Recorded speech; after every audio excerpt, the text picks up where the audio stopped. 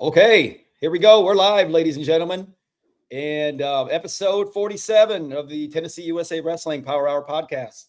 I'm your state chairman, Mike Hatcher. This one right here that's throwing the punches. It's Andi Jones, my co-host. What's up, Andi? Good day. Getting close to Christmas. It's like sneaking up on us, right? Yeah, especially when we bump these podcasts up to 1 o'clock in the afternoon. It's kind of, what I'm saying? It gives me a little. I had to hustle a little bit this morning. Yeah, I'm actually still awake. It's I mean, people. I don't normally try to schedule anything till like 1:30, 2 o'clock. I mean, the way I roll. so this is like early morning for you. Is that what you're saying? Kinda. Yeah. Well, actually, I did have my networking group, BNI. Shout out to BNI Wilco, biggest, best BNI group in the southwest part of the country or southeast part of the country, maybe the whole country. I don't know. We got a great one. But we had a power group meeting this morning at 8, so I had to do that. Then I had a yoga class this morning at 10. And then I was down and kind of, get a good state. And then I was like, oh, wait. Podcast at one. Really important one, too. we got some really good people on there, right? I was like, man, I got to go. Okay, I got to get my crap together here. I better get a little bite to eat. And I have a series of alarms, Mike. And then and I forgot and I forgot to send the link to Andi Jones. Eesh. That's okay. It's I personally have to set a series of alarms on anything. So this is part of like working with the ADD thing. And so I had this start at like noon today because I was like, you're going to forget this because it's at a different time. So here we are. Well, I think just because we got to get Kenya back on here because she'll like even out our ADD-ness or whatever. We need like a handler, I think. Yeah, we need somebody that can like reel this in and just say, hey guys, let's get together here. Let's go. All right. Well, how we work it. Andi and I could really we could probably just chop it up and just talk aimlessly throughout the whole podcast, but we won't do that because we have 2 really special guests today. I mean, and I can't wait to talk to these guys. We're talking about the duels, but one thing we're going to go ahead and throw a little bit of information out there this weekend. Tennessee listeners, listen here. I'm just going to tell you, if you don't come to the duels this weekend, okay, I take that back because there's a lot of you wrestling on Saturday. I get it. We've already went over this in the last podcast. If you don't come to the duels on Sunday when you have nothing to do, I don't know. I can't help you. I just can't. I don't know. I'm not sure. I would actually question like how important the sport of wrestling is to you. I'm going to throw it out there. I mean, come on. Look at the team. We got to come to this thing. It's Saturday. I get it. Try your best to get there by the 6 o'clock session. But here's the deal. This is what's happening. In Pool A on Saturday, we got the Ohio State Buckeyes. We got the Iowa State Cyclones. We have North Carolina. And we have Lock Haven all going at it in a round robin bracket of 4. Session times are 2 o'clock, 4 o'clock, and 6 o'clock. We have live music going on, ladies and gentlemen. Come on, this is Nashville. This is the way it works. So we have live music going on right a little bit before each session and between the rounds. There we go. And then on Sunday, again, I don't know. I can't help you. If you don't show up, I don't know. I'm not sure what to do. But so for the folks at home, can you give them a location? Oh, I'm sorry. My bad. Ensworth High School. There we go. That's a great goal right there. Ensworth High School. Make sure you're there. And on Sunday, man, Binghamton, Little Rock, Penn State, #1 ranked defending national champs. And I'm going to lead in right here to our first guest right here, representing the Missouri Tigers. There he is, Coach Brian Smith from the University of Missouri. How are we doing, Coach? Welcome. Doing great. Glad to be on. Yeah, how's that for an intro? I liked it. Yeah, well, you know what? Here's the thing. I mean, with this man's accolades, we probably could have spent the first 10, 15 minutes, just kind of introduce him. But everybody, if you don't know Brian Smith, I mean, come on. Where you been? College wrestling. Where you been? This guy's awesome. So, Coach, thank you so much for your time. I am just going to preface this because with not only Coach Smith, but our second guest that's coming on a little bit. This is how great of people these 2 people are that are coming on. I think I asked Coach Smith to do this like the day before yesterday or like, because that's how my brain works. It's like, all right, I have a really good idea, but they're usually last minute. So I asked him and he was so gracious. I mean, it's not like he doesn't have anything to do. So he's a busy guy and he's like, oh, okay, yeah, I'd love to do it. So Coach, thank you so much for your time. No, glad, I can do it and excited to be coming out to Tennessee. Really excited, to go to a great city like Nashville. I know my team's excited about it. And then, I bet they are. of course, Michael Chandler trains out of Nashville, so he's Yes, going he to let us does. train at his gym on Saturday. So the guys are excited about that and hanging with Michael. That's awesome. Yeah, because you guys are going to a Nashville MMA, I believe, is where I he think trains so. out of. Yep. And yeah, they got a great group of people over there, and that's gonna be a great experience for him. Yeah. And Michael Chandler, he's got a little bit of popularity these days. I mean, Yes. a little bit. But a lot of, I always forget my team, a lot of them have not met Michael. So they Oh, that's know true. Michael the fighter. They don't know Michael the wrestler because he was a long time ago. He's been Well, at it. I remember Michael the wrestler, and he was pretty doggone tough. He was really tough. Yeah. But came as a walk-on to Missouri and then built himself into the starter in his second season and started 4 straight years and becomes an All-American, and Mhm. just a great story and just an amazing young man. Just how he just committed to the program and the lifestyle. Yeah. Yeah. Well, and that's a great segue. What I wanted to go, and we'll talk about the duels here after we discuss this. But taking us into the lifestyle. I mean, you guys, I mean, and you do a great job with your branding, with the Tiger Style branding, in my opinion, and it really is, I mean, a lifestyle there at the University of Missouri. And I would like to say this just before we get started, and Coach jumps in and kind of explains, really what their culture is like and stuff. But I'm a huge fan of what Brian Smith has done there, and in my personal opinion, I mean, everybody's welcome to disagree, whichever. But from where a program started when someone took over to where a program is now, you are going to be very, very, very, very hard pressed to find somebody that's done it better than Brian. I mean, because I'm 52 years old. I remember. I really, honestly, I'll be honest, I really don't remember Missouri wrestling because it really was irrelevant before Brian took it over. And now, just with the amount of national champions he's had and the high team finishes he's had and the facilities that he's put together and the Olympians he's put together and just what he's done at Missouri, is just, in my eyes, I think it's pound for pound, it's the best job in college wrestling that's been done. He's been fantastic. So Coach, if you can kind of go into like what Tiger Style means, what Missouri, what the mission statements are at Missouri, what the expectations are, and why have you been so successful since you took that program? Well, I think it's a lot of, when I got here, it was hard to have success on the mat. So we had to find things that,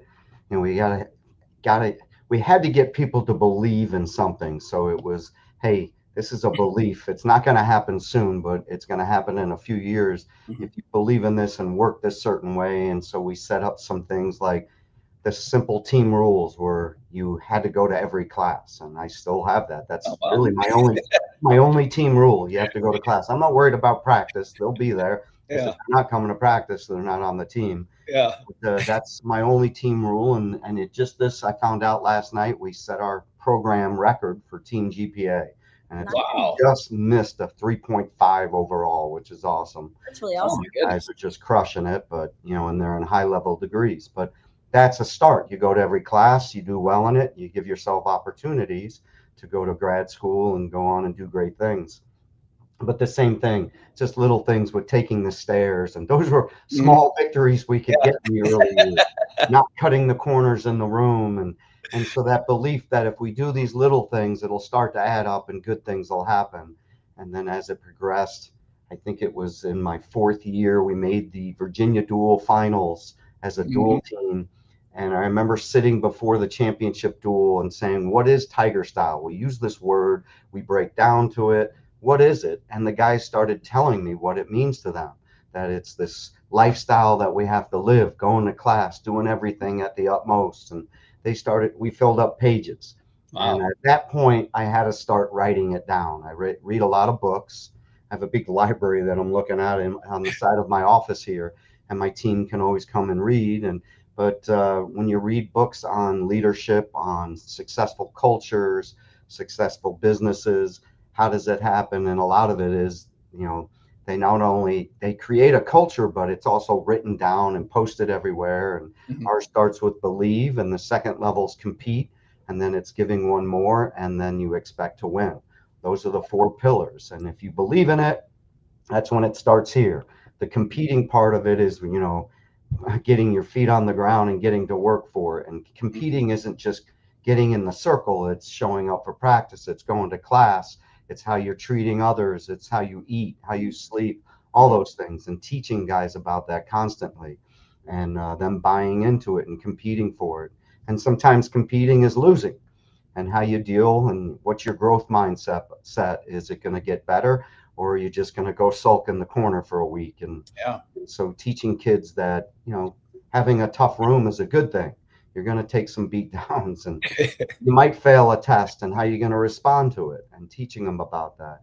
And then doing the one mores. The one mores is a big part of our culture where, after practice, doing things to improve yourself, seeing a teammate. If I saw you sitting on the edge of the mat, Mike, and you had a bad day, and I could tell by your body language, then as a good teammate, I'd say, hey, what happened today? Oh, I couldn't take down so-and-so, couldn't finish singles. Hey, let's go work it. Oh, And I love instead of ending the day negatively, you ended it with a positive. And that's a big phrase in our program. End the day with a positive, no matter what. Don't go down to that locker room and then your locker buddies are like, oh man, he's in a bad mood, and they get in a bad mood. And then they go home and they make their roommates in a bad mood, and it just kind of permeates, and you don't want that. Yeah. So it's really teaching that, how to give one more.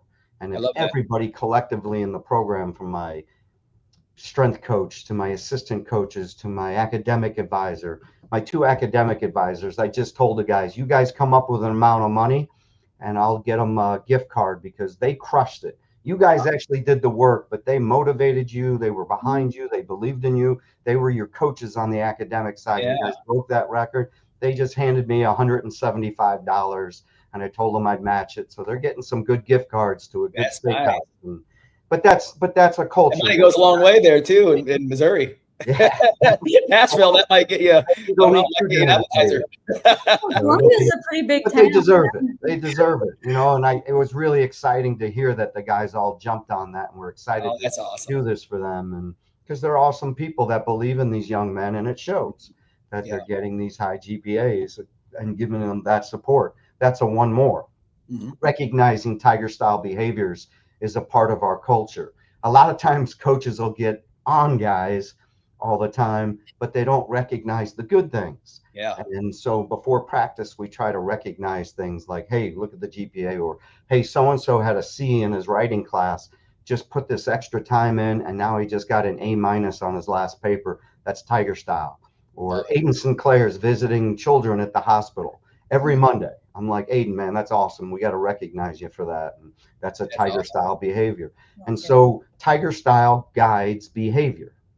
And so when people are like, what's this Tiger style? It's a way that a culture guides good behavior and championship behaviors. Mm-hmm. That when they do all these things, good things start to happen mentally and physically. They're in a good way. The people around them are in a good way, and it creates success in everything they do. Yeah. Yeah. And that's the thing. That's one of the biggest things that I've noticed with your program is just the different one. I mean, obviously I'm close to Todd Shavron's really, really good buddy of mine. I've talked to him, often, and I can't wait to see him, this weekend when you guys are wrestling. Me too. Mark Ellis, another really, good buddy of mine. He's awesome. And but the people that I talk, and then I've met other friends of theirs through, just whatever conversations through wrestling, whichever. If they wrestle for Missouri, they are so proud that they wrestle for Missouri. It's awesome. And that's really kind of one of the things, one of my standards that, they are the pride of that program is my opinion, it's unmatched. I mean, they were very, very proud they went to that program, because I think that not only, obviously the blood, sweat, and tears they get in the room, but just the life lessons that you're teaching them is really, really cool. I mean, it's awesome. And I think it's important. I was fortunate to have a dad that was a great coach, mm-hmm. and, with culture and things like that. So I started learning it at 5 years old. Mm-hmm. Teaching me how to break down film. He was teaching me how to develop relationships with your coaches, and teaching your coaches how important teaching coaches are. And I was fortunate to work under Jack Spates and Rob Koll when I was at Cornell, and learning from them the same type of stuff.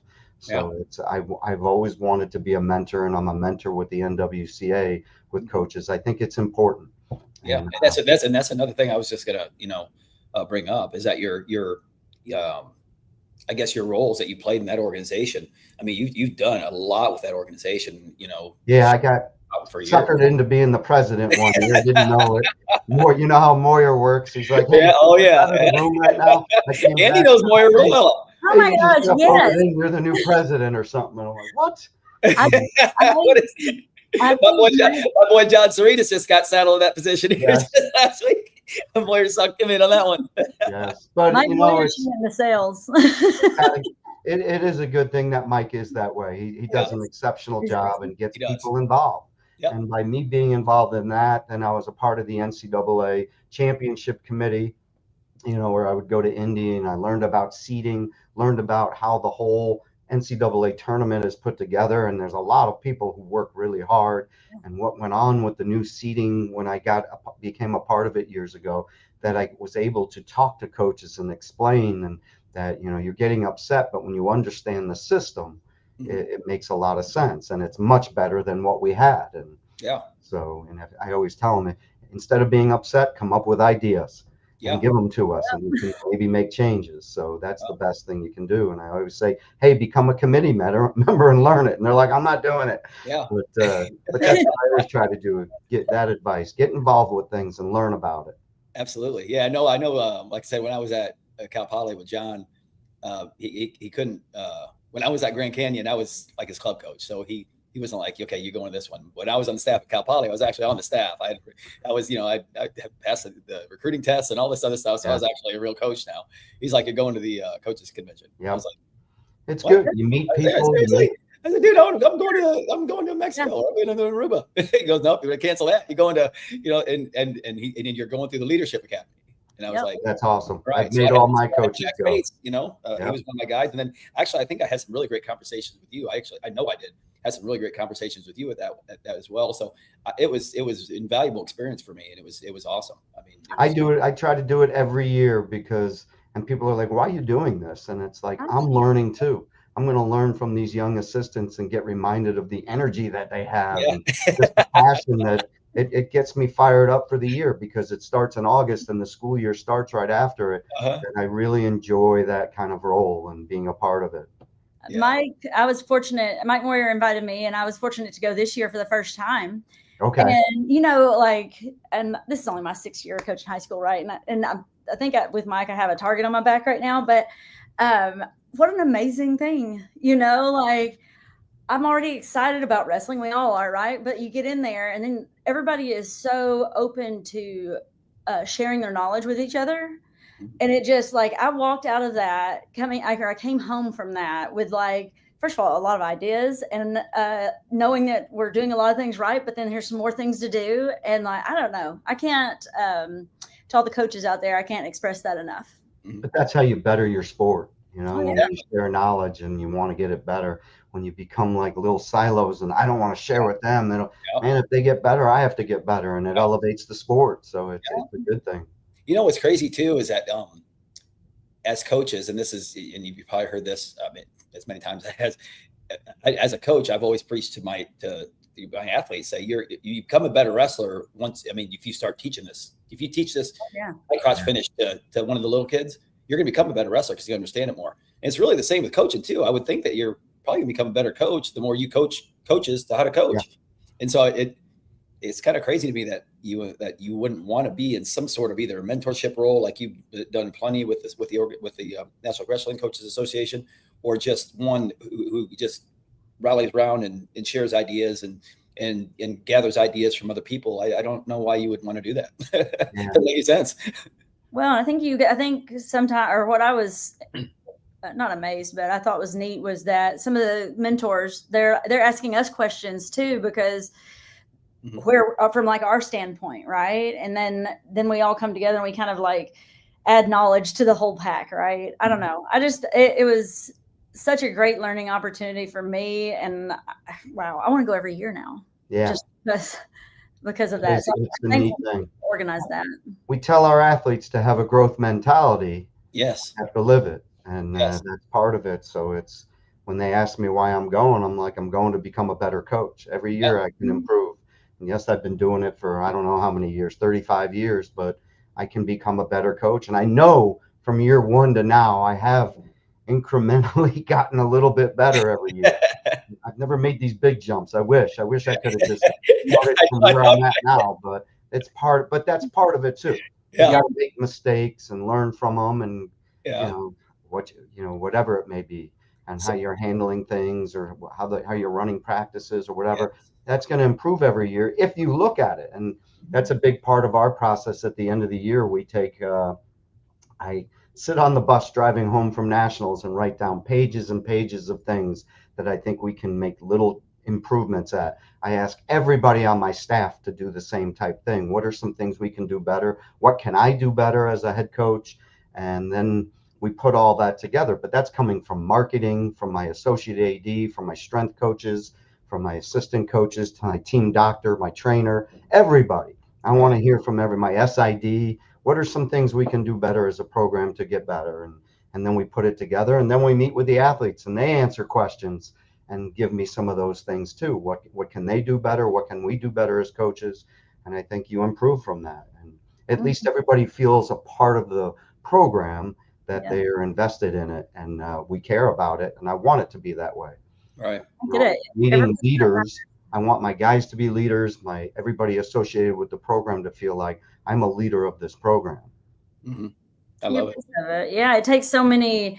A lot of people, the illusion of, they look at you guys having success. And I went to school in Missouri Valley, so I've been in your room before. And it's this, you have created this culture, and from that, like, your guys that have graduated from there, that are coaching now, or even just living life in general, are better because they went through your program, and now they're getting to pass that on. Where it started with your father, now they're passing it on to their athletes, their kids. And so you just see it enriches everybody, but it takes a lot of people to create that. It does. You got to get a lot of people to buy in and do it and keep doing it.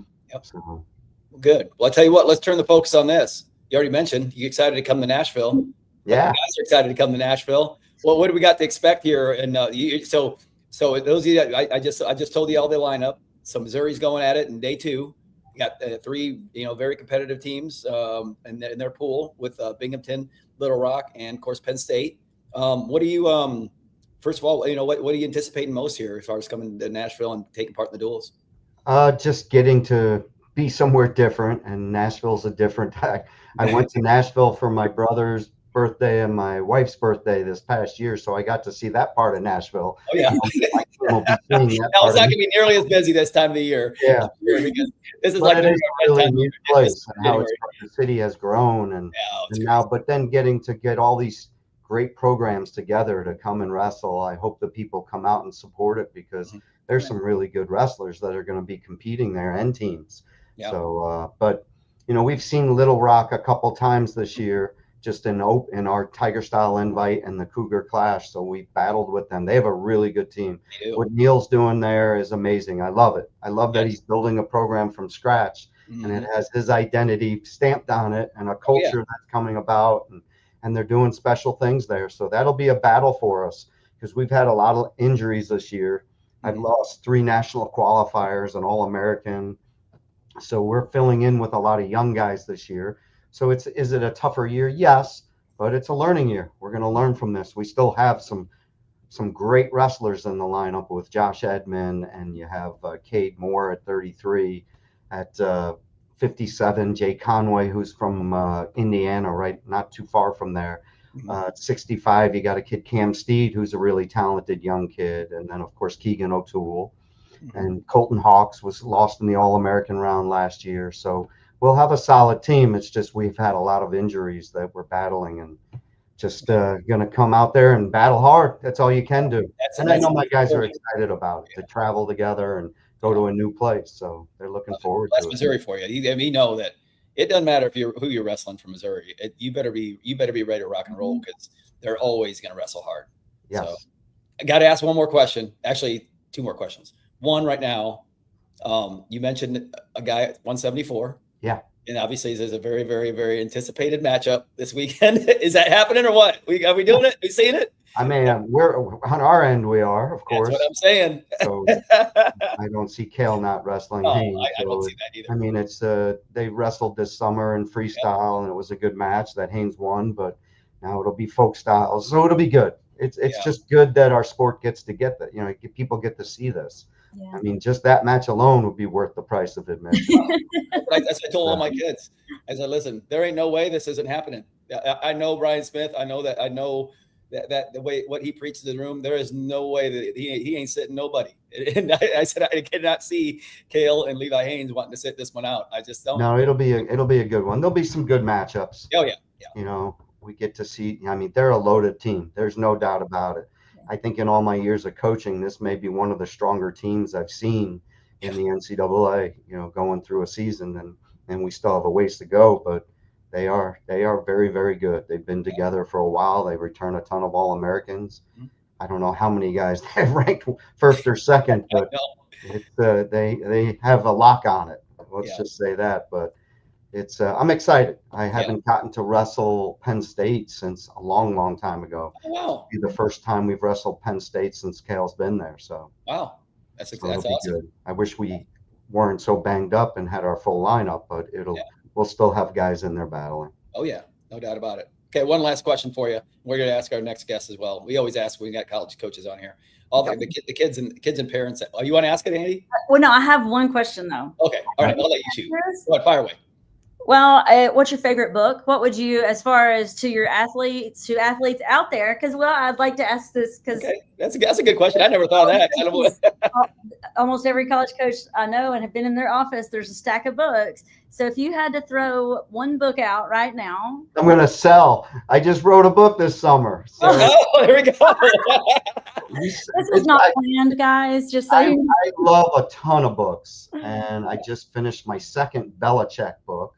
So just about his way of becoming successful and how he did it.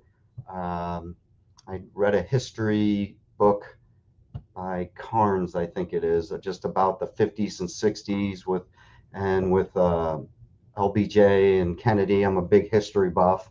It was a love story of two people that got married, that worked under LBJ and Kennedy, and just how they, all that time period. But I loved reading so much in my life that one year, about 10, 15 years ago, we were setting goals. And I told my teams, like, well, what are your goals? And I said, well, I got to become a better father, husband. I want to win a national title. I gave them all this. And they're like, well, come on, what else? And I said, well, I want to write a book. So I publicly stated it and wrote it down. And then it was like, guys would run into it. An administrator heard it and said, hey, how's that book coming? How's that? And 1 year, 10 years. So this summer, it just kind of sat down and started doing it. And I wrote a book called Tiger Styles, The 8 Steps to Creating a Culture. I can't wait. I don't, and I'm not a reader, but I'm gonna read that one for sure. Yeah, it was fun to do. There's stories with Mark Ellis. I wrote 6 stories about. Read it now. I wrote 6 stories about individuals, and I made them write their version of the story. Todd Chavrin. Todd Chavrin's in it. The turn the car around story. Oh, I'm definitely reading it. I'm reading it. Awesome. I will bring some books this weekend. How's that? Perfect. That's awesome. Good deal. But I love I read at least 2 books a week. I listen to one because I walk to work, so I'll get one of those done, and then I'm always reading a book. Both Mike and I's face went when you said you read 2 books. I don't know. I read 2 books, and I don't know. You do that. Yeah, I gotta get on it. No wonder. Hey, I had to get on my wife because she still hadn't read my book. I said, I don't think anybody in my family has. And she called my kids, and they were like, yeah, we read it, Mom. It's just you. So Denise had to get on it. I heard she started reading it because she started telling me things. So I knew she was reading it.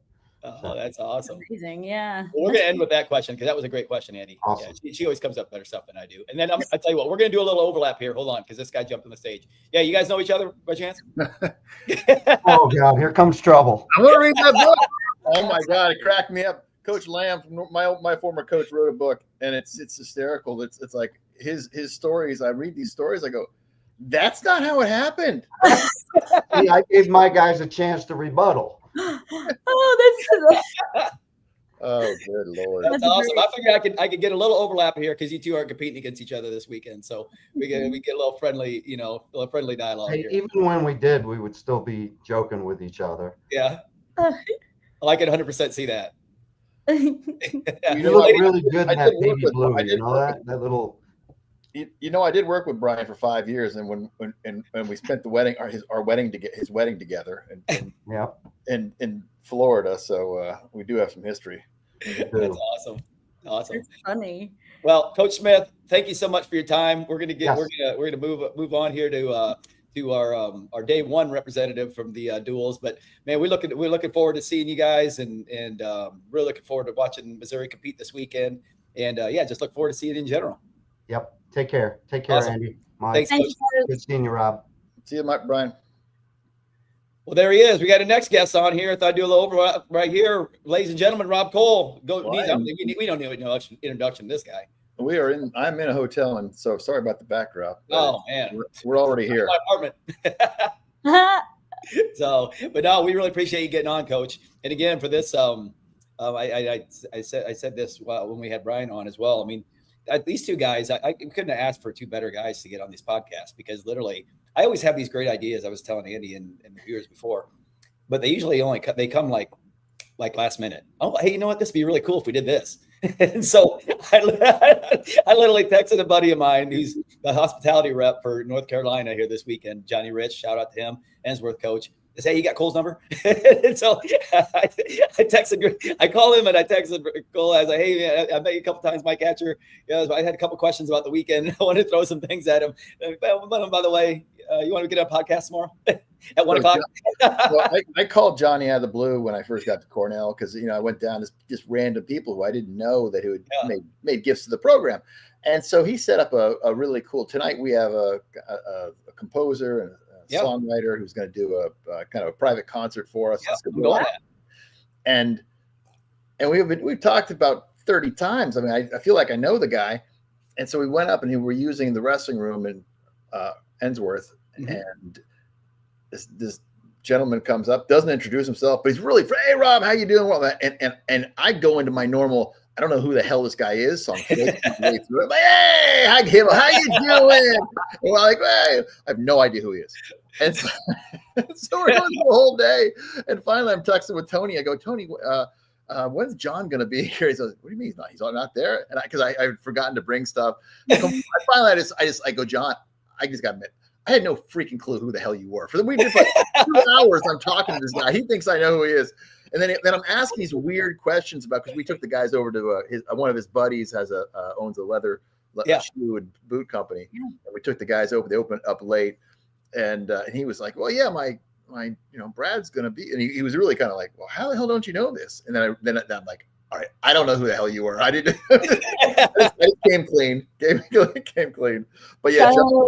I might be able to catch you here, Rob. What's that?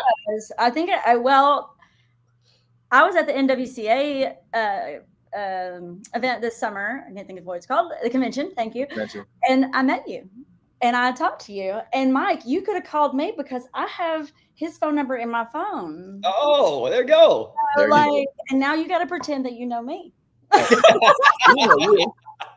You go way back. I'm 5 feet tall, so this angle, but Oh, that's hilarious. Coach, thanks again for hopping on. We really appreciate it. I do everything by a spur of the moment, Mike. So I'm used to it. I'm not like Brian. Yeah. And I don't know. I got to read I guess I should read Belichick's book now that he's here at Carolina with us. Yeah, well, I think you've been pretty successful here, whatever method you're using. So I'll tell you what, and like I said, I mentioned this about Brian and what he's done at Missouri, which is just, in my opinion, it's, pound for pound, he's done, as good a job at a place as you can really get. But I'll tell you right now, I mean, I don't know if I could decide between the two of you as far as like when you took over the Cornell program and what you did with that program. I thought was, I mean, because the way I explained it with Brian is, I said I couldn't really remember even Missouri wrestling, because honestly they were so irrelevant that I really, when he took it over, I just I barely knew that they had a program. And then all of a sudden, what he's done, not from just everything competitive, just is national accolades, is All-Americans, is national champs, is Olympians, and its facilities he's got now. I mean, what he's done there is just really amazing.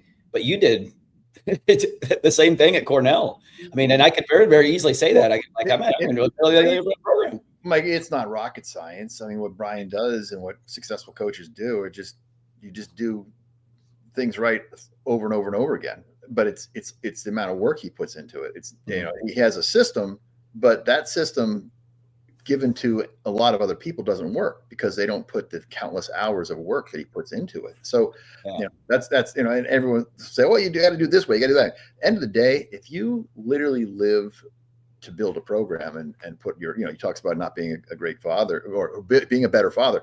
I was terrible. You know, fortunately, I had two boys that they would come to practice with me. Otherwise I wouldn't see them, you know, and I'm first to admit that. And so thank God they wrestled for me. And I got a good relationship with them. My wife can't stand me, but my boys are, so, yeah, I mean, I loved it though, but you got to have a passion for doing it. And if you have that passion, then it's not work, you know. And the program up, and I was smart enough to leave it in the hands of someone who's very capable, Mike Gray, who's taking it and doing a phenomenal job. We built a great infrastructure, and then we went to Stanford. I feel like we left that program in a really good place. And you look what the kids are doing now. Now I'm at a place which is completely different. They changed all the rules on me, and I got to make some adjustments. Yeah, we're doing well, but we're not doing as well as I'd like to do. I'm missing recruits because when I first came in, I had a whole bunch of buckets to fill. I had to do a new facility. I have to take care of my assistant coaches. I had to do NIL. I had to do endowment. And there's only so much money to go around. And I took over a program that hadn't historically raised any money. I mean, when I talk about any money, there's different degrees of any money, but nowadays it's significant funds. And that's kind of my forte. And I'm well versed and prepared to do it because these are people I know. But they hadn't been given money at any meaningful level. And so that was my first kind of shock. It was like, wow, you know, I went from raising millions at Cornell and millions at Stanford to thousands at Carolina, and needed to change that, put a couple zeros behind that. And so, and then the NIL world came upon us, and I don't go after good kids. We go after great kids. Well, guess what? Great kids are expecting certain things. Our facilities aren't to snuff, and we don't have the NIL, and I'm not getting them. And it's not something I can live with. So, that's the first thing we're addressing, and I want to win now, not a decade from now. Right. And every time you turn around, they change the rules again. It's just, you know, this whole new football, you know, these trickle down rules with the football and junior college. I'm like, all right, so now does that mean NAIA also? So if a kid wrestles for NAIA for 4 years, should we be going to the NAIA national championships, and that's our state championship, and trying to get the top kids there? You know, as far as the kids who are graduating, because technically they're freshmen. Is that going to be what we're going to see here? I mean, it's insane. And I don't know, you know, so our knee-jerk reaction is we can't recruit a lot of high school freshmen anymore because you just don't know, you know, do you want to take a chance on someone commit to someone for 4 years when you can get a guarantee for 2? And football, of course, has seen that on steroids. But then you have the haves and have not in wrestling, which is disproportionate. You have some schools have literally multi-million-dollar budgets annually just for NIL. You know, everybody in football has the capacity to do that, or every school has millions, so they can bid up. But in wrestling, that's not the case. So I don't like where it's going. But I'm not Spurrier. I'm not giving it up. I'm gonna adjust and make the accommodations and figure out how to win. Yeah, for sure. I mean, so that was actually, I was going to ask both you and Brian, but Andy asked a great question with the books and stuff like that. But now we kind of touched on it a little bit. How is the recruiting landscape different now than, let's just say, 5 years ago? I mean, if I'm a high school athlete and I'm wanting to go to a top tier Division I school like yours at North Carolina, I mean, what's my part of it? What's my part in it? What do you guys do? How has that whole game changed here recently? Well, I mean, for me, fundamentally, it's changed because I went from Stanford and Cornell, which, you know, you're recruiting the parents because the parents really want their kids to go to those types of schools, to Carolina, which is still a great school, but I'm focusing a little bit more on kids who the wrestling is a little more of the highest priority, although it's certainly for Yanni Diakomahalis and Kyle Dake and these other guys, it's the same thing. But we had the program at that level, so we could sell that. I inherited a program that's not at that level. So you're saying, well, you're comparing us to Iowa or Michigan, and it's hard to say we're better than them at this point in time. You have to say, well, look at my record, not where we are. So that's tough. And then the the question of what are you going to pay me comes up almost immediately. And it's in the past it was okay. We just got to make it. Whether if I'm at Cornell, you got to make it affordable for them. You got to be poor enough. You just literally find kids poor enough to afford the place. Stanford had a little bit of scholarship money. Here I can make it affordable for you, but it's like, okay, you made it affordable now. What are you going to pay me? And it's just a completely different conversation. But I don't blame the kid. I actually don't blame the kids. I mean, why do you go to college? You go to college, prepare yourself for the rest of your life. Well, if I can come out with $1 million in the bank account, that's pretty good preparation. It's a nice start to the real world, isn't it? No, it is, and so I don't, some coaches get so pissy about it. I'm like, well, why are you upset? I mean, you just got to figure out how to get it done. And I think anytime there's change, it's always going to be difficult, and everybody's going to deal with that a little differently. Some people are going to be like, okay, well, that's it. We got to roll with what we have now. And some people will hang in it a little bit more. Yeah. Yeah. And I said, I'm used to raising money. So I'm older and thicker skinned. I remember the first time I had to raise money, or I remember the first time I had it when I took over at Cornell. I think it was 26 years old as a head coach. So I was pretty young, or maybe just turned 27. And one of the first things I had to do is ask a gentleman for $50,000. And that at that point in time, that was probably equivalent of, $125,000. But it also funded about 70% of our non-operating budget, of our budget that didn't come from the university. So if I didn't have that, I had to fire all my assistant coaches. I was so darn nervous, and I didn't understand that to that gentleman, it was a CEO of the Goldman Sachs, largest investment bank firm, was like asking you, Mike, for $5, and I just would get so nervous, and it was just horrible, physically ill, sick to my stomach to make those asks. And now it's if it's not going in my pocket, it's not like I'm asking for myself, and you just have to develop those relationships to where they understand it's, and I know those people know it's coming.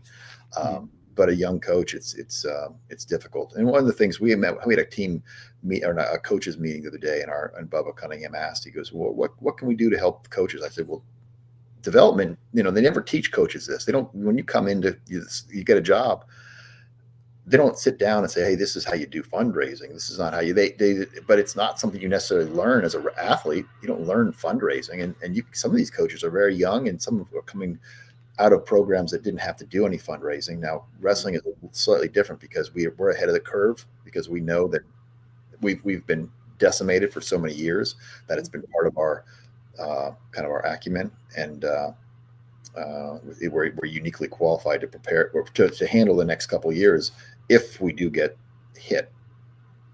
Mm-hmm. That's all I got. That's all I got for you, Mike. Wow. No, that fundraising part. That's huge. That's huge. Like just insight on that, because I've been out of the D1 game for a little while now, 5 years, and it's significantly changed since I was at Cal Poly.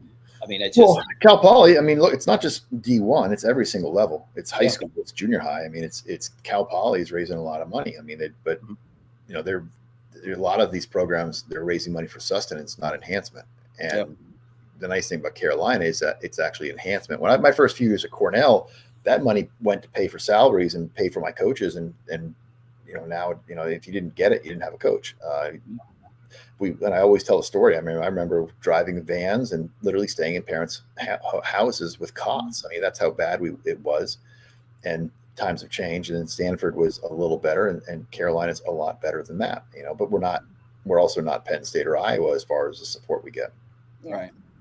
Wow, that's great. That's like I said, it's just an interesting light, because in parents, like I said, and I deal now at the club level, and I deal with parents that have obviously had a vested amount into their kids wrestling up to that point, and they just all think that, okay, well, I've invested my money, taking this kid all around the country in wrestling.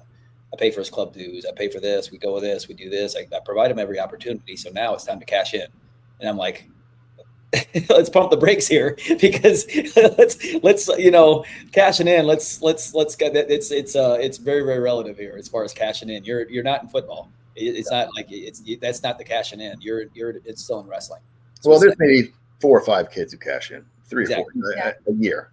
It's not many. Yeah. Well, it's important for young people to, or what I learned from the convention this year, which we already know, but grades are so important, kids. You know what I mean? Like only so many people get the actual athletic scholarship, right? You can't Yeah, give that to the and team. it's less. It's going to be a lot less now at the Division I level because you've got 30 kids. You know, Yeah. it's they're going to clip everybody's wings significantly. I mean, it's going to be, you know, wrestling is already the most underrepresented sport at the college level relative to the number of participants, and now you're going to, you know, put a little exclamation point on that. Yeah, for sure. Well, let's switch gears into the. You mentioned, you know, what you got going on and what you're getting the ball rolling there at North Carolina. Talk about your team a little bit. What excites you most about them right now? What excites you most about coming here to Nashville to compete against you know, the other 3 teams in the pool? Just give us a little insight on Tar Heel wrestling right now. Well, I outsmarted myself a little bit on this scheduling. You know, I usually have a few teams in there that you know you're gonna win, and I had 3 or 4, and all of them, I'm not going to name them, but all 4 of them dropped me. They just dropped us, and yet with the Illinois's got a nice team this year. They wrestled. We had to wrestle them, and Nebraska agreed to wrestle us, and then we have Ohio. And I agree to I get in with Papalicio with this. And I can't remember. We're supposed to have two, you know, one moderate, one middle, one one average, and one, you know, good. And the next thing I always like, hey, you don't mind wrestling Ohio State and then Iowa State and Lock Haven. I know Lock Haven's even got a good team this year. So now I've got Nebraska, then we had Illinois, then we've got Ohio State, Iowa State, and then we go out and then we got next week. We come back. We have Virginia Tech, NC State, Stanford, Oregon State. Ooh. Like, come on, man! It's like, I'm trying to. I want to pad a few. You know, and we have a solid dual meet team. Some of those teams are really, really good. So we're going to have to be perfect to, you know, Dresser's singing crying the blues to me. I'm like, Kevin, come on. I've had 1 year of recruiting. Kevin Dresser singing the blues? Kevin crying the blues. Oh, we're so like sending out those. I go, Kevin, you are just putting out these releases, just prepping everybody. If you guys you are pathetic. You know, I really like Kevin. He's very brutally honest, which I love. Yes, he is very brutally honest. That's awesome.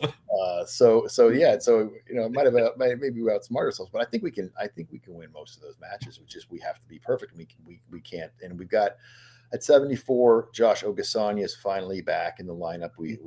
He transferred in from Columbia. He's definitely now All-American caliber kid if he's healthy, and he had an ACL injury a year ago, literally a full year ago, but it's taken him a while to get back. So he's finally back in the lineup, and everyone else is in. I don't know if 57. I think I think Sonny Santiago might be out, but we have Laird Root stepping in, and so that'll be exciting to see how he does. We've got some, you know, just 125. Spencer Moore. He's only got 1 loss, and that was a 1 takedown match against Nebraska, and it ended up being 2 because he threw something at the end. But it was a really good match all the way to the last 30 seconds. It was tied. Ethan Oakley, you know, he's got 1 loss, and that was a tied match up until he gets a really nice foot sweep against Illinois. I can't remember who. Bird. Tough, and so that was in the last 30 seconds. So that's one. You know, so both kids I think are All-American caliber, but they have to be perfect. Yeah. Our 41-pounder Jaden Scott, he's coming down from 49. He's making the adjustments. I think he looks really good. And Lachlan, of course, a 2-time All-American. 57. We're going to see how Laird does. 65. Nick Faye's struggled a little bit this year, and he's a guy who needs to step up. And then 74, of course, we've got Ogasanya. I'm excited to see how he does. Then we got an All-American return now with Gavin at 84. And then our last 2 weights, they're hit or miss.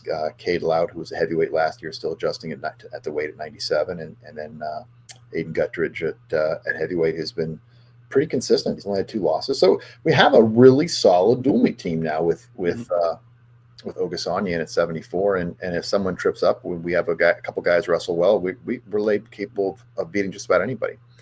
You know, they're not going to knock off a Penn State, but you know, Ohio State, hopefully they have a few injuries, you know, and I know Iowa State does, but I'm as equally worried about Lock Haven. They're a bunch of scrappy little Pennsylvania kids. So. Yeah, absolutely.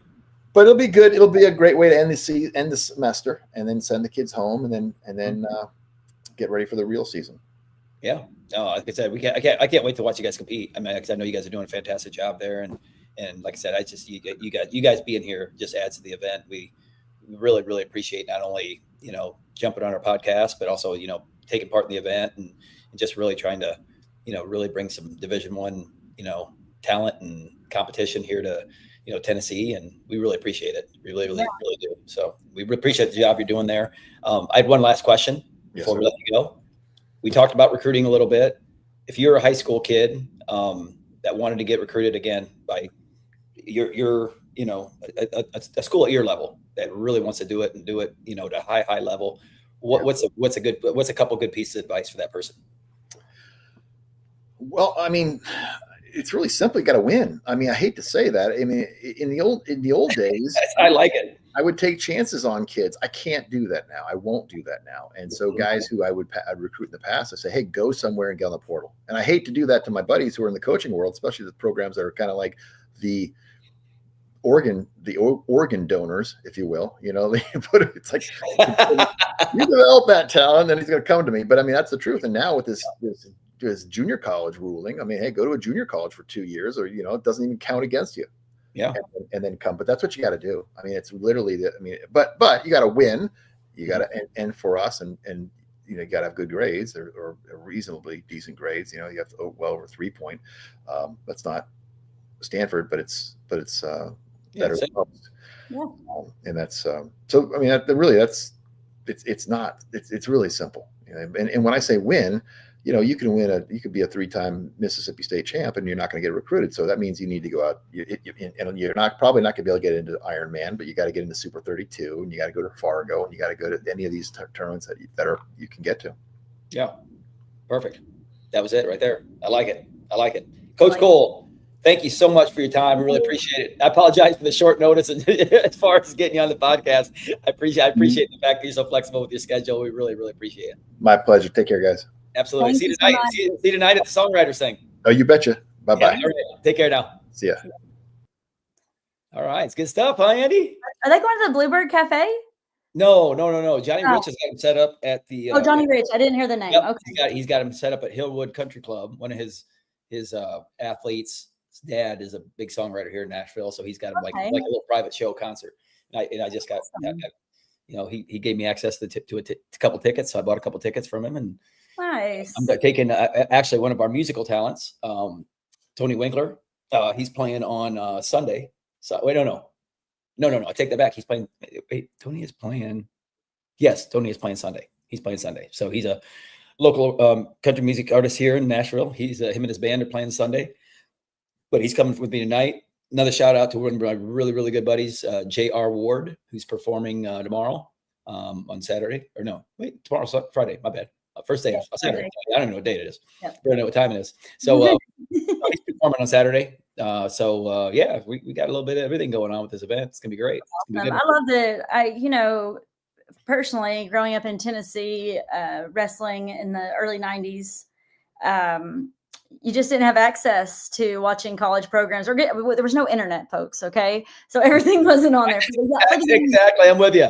In the 1900s, we didn't have as much. So, but no, like this stuff wasn't around. And even so, I love the opportunity for young kids to be able to go out and watch this and get a little taste of it. Right. I think you can relate on some levels of growing up and getting to go to some large events and going, wow.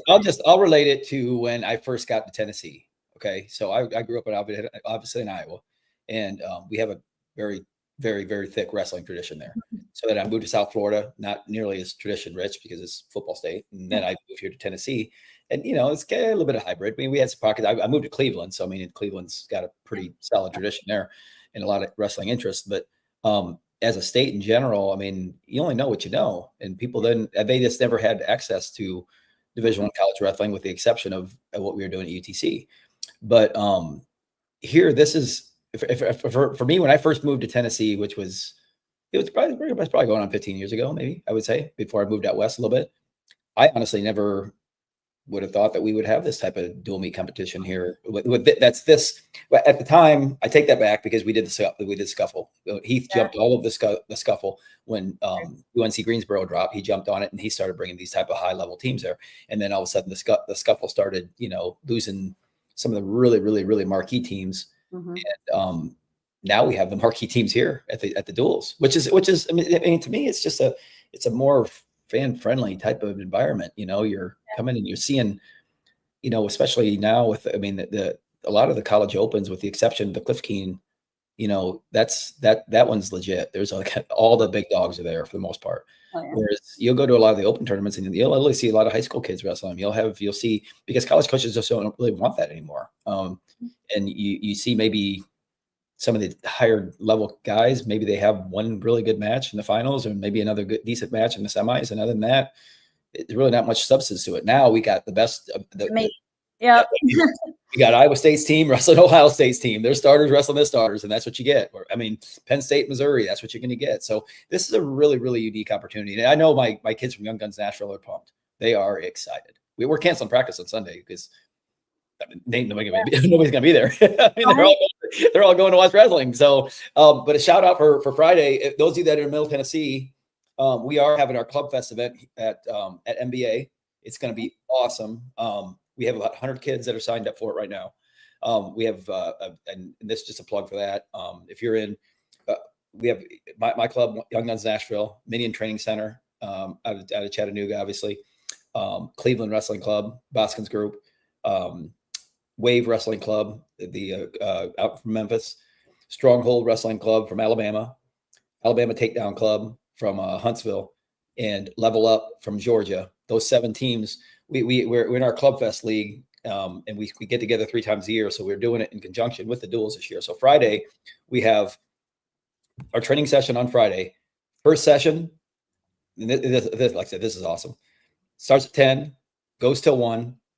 Bo Jordan from Ohio State. Ohio State's coaching staff is running the practice at that first 2 hours of practice. And then we'll do like a live competition for an hour, take a break for an hour. And then the second session, Jaron Jaquez from Missouri, a couple-time All-American from Missouri. He's running the second session, and then live wrestling at the end with all these different clubs and all their really, really elite kids in there. So it's going to be a great, great, great day of training. What a great opportunity. Back on Saturday morning at 11 and doing another practice for an hour and a half, and then going straight to duals. So yeah. So Mike, I know Mike. But hopefully Sunday. Yeah, it's going to be awesome. So they're going to go and enjoy the duals on Saturday. And last year, for those of you that didn't go to the duals last year, the athletes and the coaches are super, super, super available. That's what's so great about having these smaller arenas. I mean, I remember both days.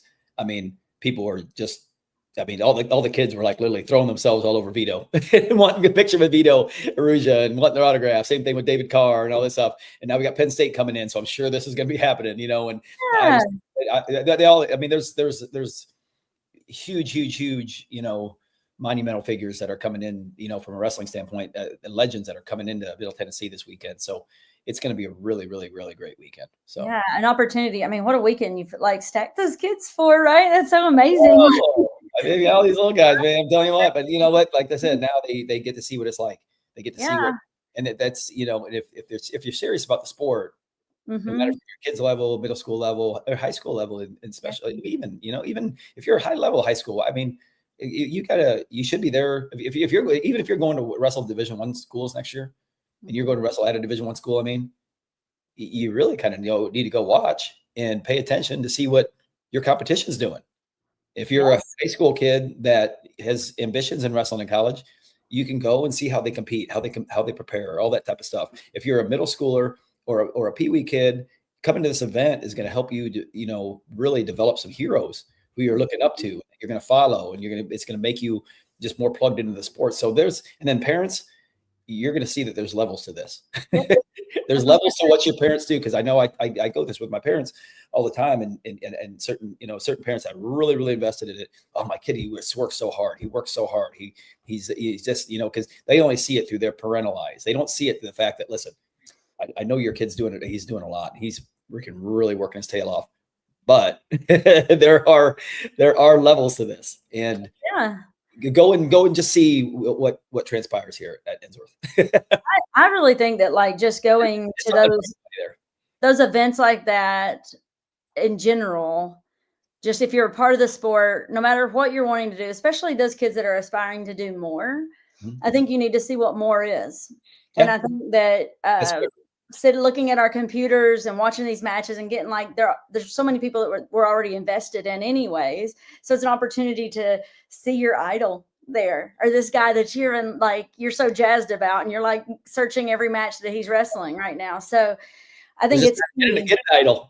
Some of these kids might not know any of these kids. Yeah. You go up and say, "Oh, dude, that dude really did a really cool move. Who is that?" So they look or somebody that stands out all of a sudden. Like he was just saying, his kids have to come to perform this weekend. And there will be ones that do perform, right? Mm-hmm. And people that aren't the people that statistically we're drawing forward and going, oh well, we've got to watch this match and stuff like that. You get invested, right? And so I don't know, the more wrestling you watch, especially the higher level, it gives you an idea of where I think for like my kids, I would say like it would be an inspirational thing of like, oh wow, they're like, that's a different level, isn't it? Like than what I've been doing. It may encourage them to work harder, right? And see that like, okay, yeah, this is, I don't know. I know this is a lot different for you guys with the men's side of it, but the women's side of it, I can't wait for something like that to happen on the women's side. And it's not too far out. No, so I hear you. I'm pretty pumped about it. Well, cool. Well, hey, I'm going to apologize for last week. I know we couldn't get some things together. It's more my schedule. I mean, it's not Andy, it's me. So my bad. Didn't have anything last week. Moving forward, being that next week, as far as like what the holidays look like, don't be surprised if we don't have another podcast till after the first of the year. That's kind of that's where we're leaning, and then we'll kind of circle back. But I don't know, whenever when something might pop up, we might just say, hey, Andy and I are getting on to talk to so and so. Who knows? I don't know. So you never know. Just pay attention to social media. We'll send some stuff out, whichever, but definitely after the first of the year, you'll see us with some really great guests as well. And we really appreciate everything and appreciate everybody tuning in. So everybody have happy holidays. Take care of yourself and the people around you. Absolutely. Love that. Yep. Happy holidays. Merry Christmas. Happy New Year. All that. And we will see you all soon. So thanks so much.